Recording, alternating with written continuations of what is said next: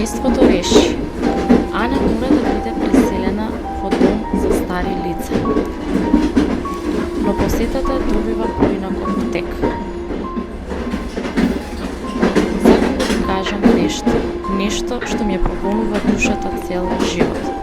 Бевме депортирани, натискани во вагони за стока или јадници.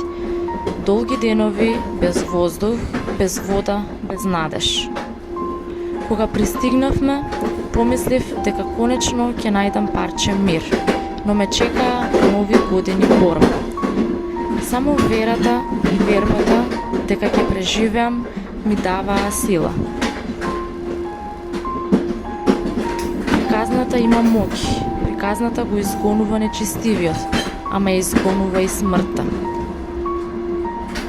Базирано на вистински сведоштва, неверојатно патување низ мракот, во кое откриваме што лежи на крајот од патот.